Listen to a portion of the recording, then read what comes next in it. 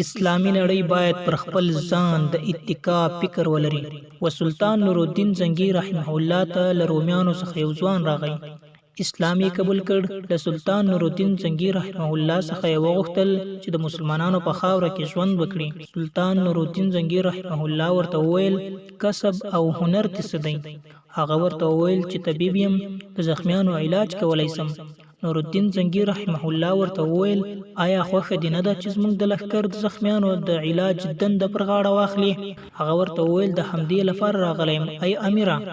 هغه ګناه چې د کفارو د زخمیانو علاج مې کاوه د هغې جبیره اوس غواړم په دې وکړم چې د مسلمانانو د لښکر د زخمیانو علاج وکړم.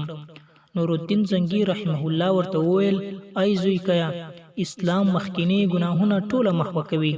اوس دا راته ووایه چې د علاج دوایي له کوم ځای څخه راوړي؟ هغه ورته وویل بعضې دواوې شته چې فقط له هغه شین ګیاو نباتاتو څخه جوړیږي، هغه د رومیانو پر ځمکه پیدا کیږي. نور الدین زنګي رحمه الله ورته وویل بچیه دا ماته مناسب نه ښکاري چې زموږ د زخمیانو علاج دی زموږ د دښمنانو له خاورې څخه راځي. بیا یې ورته وویل چې یو څو عسکر له ځانه سره واخله، بغیر له عسکري لباس ولاړ سئ د رومیانو وزمکې ته. کوم بوټي چې ورته ضرورت وي او دلته نه وي هغه راوړه، پر دې ځمکه یې وکره تر څو چې زموږ پر ځمکه هم دغه بوټي پیدا سي. ځوان ولاړی او ټوله هغه نباتات یې راوړه چې ورته ضرورت و. نور الدین زنګي رحمه الله ورته یوه لویه ټوټه ځمکه ورکړه او مزدوران یې ورکړه او د ضرورت په خاطر یې د هغه وخت یو څو مروجې روپۍ هم ورکړي او ورته ویې ویل چې کله حاصل ته ورسېده بیا موږ ته خبر راکړه. هغه ځوان په دیانتدارۍ سره خپل مسؤلیت ادا کړ او هغه نباتات یې حاصل ته ورسول.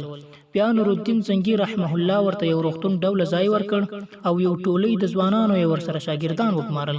که پر ځن هغه ځوان باندې یو څه وشي نو ځای به یې خالي نه پاتې کیږي. د څه وخت وروسته هغه ځوان و سلطان نور الدین زنګي رحمه الله ته راغی او ورته ویې ویل چې ای زما امیره، نور زما هنر او کسب د غزوانانو په ښه توګه زده کړی دی، ما ته ضرورت نسته. نور زه غواړم چې د اسلام په لښکر کې وجنګېږم او شهید سم.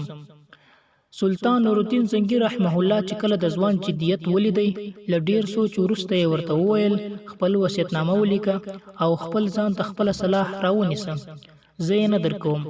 ځوان هم ورته وویل سمعا و طاعتا، خوښه مې ده.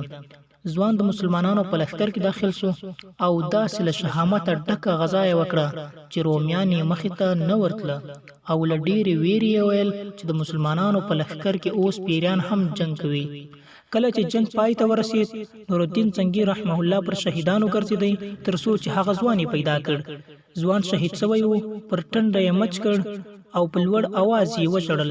شهید ځوان یې په خپلې غېږې پسې ونیو چې ګوري یو کاغذ یې په جیب کې دی چې خپل وصیت یې پرې لیکلی و او دا وصیت یې کړی و چې یو څه مال یې د اولاد لپاره دی، نور یې ټول باید پر مسلمانانو او غازیانو مصرف شي.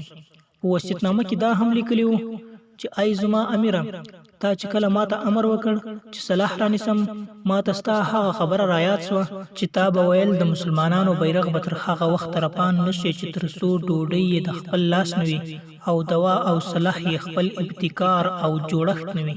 زما امیره، رب تعالی دې تا د ښه بدله درکړي او سوال کوم چې په جنت کې مې ته ملګری واوسې.